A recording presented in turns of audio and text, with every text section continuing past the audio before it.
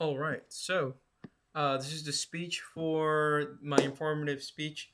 Today I will cover the topic about general contracting.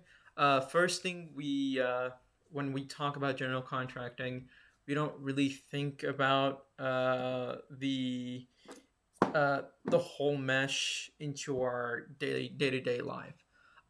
So from the building to the roads to the infrastructures around the cities, your favorite restaurant, your favorite coffee shop, every building that you see in every stretch of road or any type of infrastructure, a general contractor has been in charge and coordinating that. All right, and that has a lot of I would say that has a lot of Americans uh, culture into that because most, if not almost all Americans have somewhat of a construction, uh, you know, awareness about their surroundings. So everywhere you go, especially here in Nashville, we have a lot of construction areas down at the road development, down to the new building being constructed, into the cranes, giant cranes you see in there. All of that has a general contracting coordinating the plans and how to go about that. Um, so let's first go into the um, the history. Sorry, I froze up. The history in general contracting. So general contracting really didn't really take off until um, 1880 when the AIA contract came to be, and that was its little thing.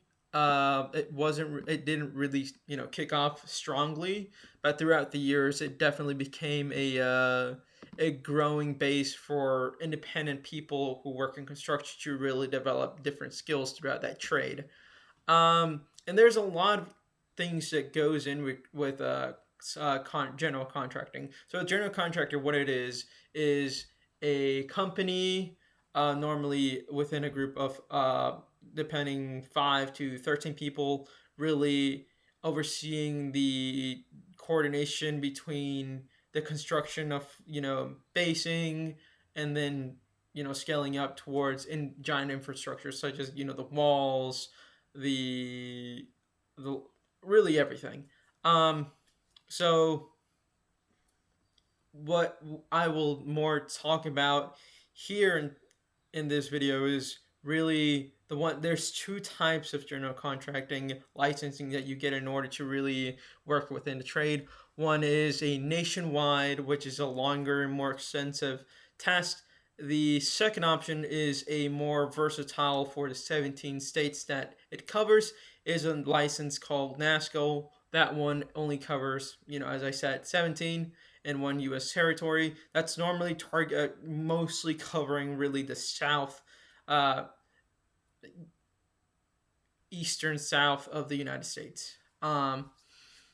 And so that information can be found uh, from the U.S. Government website, where it tells you about the licensing that it covers. But another information, or really more of a personal testimony from a person that I somewhat watch uh, throughout the years, is a YouTuber called Ken Jordan. Now he has 30 years of experience within the trade, and has close to 2 million subscribers on YouTube.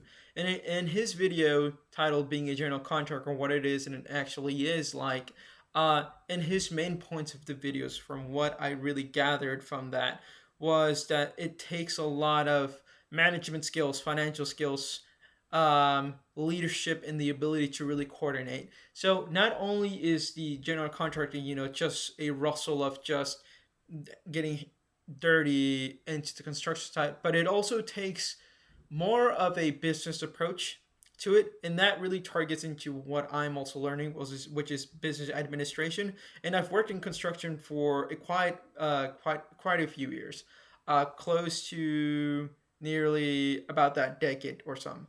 Um, so this is more of a personal intertwine between me and the trade, or uh, profession that I'm really going on about. And this is more of a personal, also of a personal research for me and for everybody to really, gather, understand, or really just, listen to uh, the type of profession that it takes to really create, construction around the nation.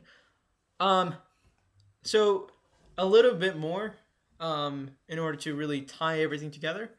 Um, the wharf. There's been a lot of constructions within the Gallatin campus area of Fall State, and within my research, I found out that W.E. O'Neill Construction completed the interior addition and renovation within the wharf building. Now, the wharf building is a science building where there's uh, uh, a lot of laboratories that were made, and they were in charge of. Sorry, I slipped. They were in charge of the preparation for those areas. Um, and coordinations like this or projects like this really do improve the educational facilities, uh, while also providing students with the modern learning environments. And that's more of what really Gallatin has really gotten more into. That were more inclusive, more thoughtful for their students to really go by, and I really do appreciate that for them. In conclusion, we learn about the responsibilities that general contractors have and the qualifications required for them to really get that profession going. Overall, the extensive organization uh, takes a lot of great knowledge and great deal of both business and construction through that end. So it's from start to finish, coordinating, make sure everybody else doesn't really intertwine and create problems with them themselves, and that's what that profession really does. Um, that's all I have for now. I know I have long ways to go for the presentation, but this is really it. Thank you.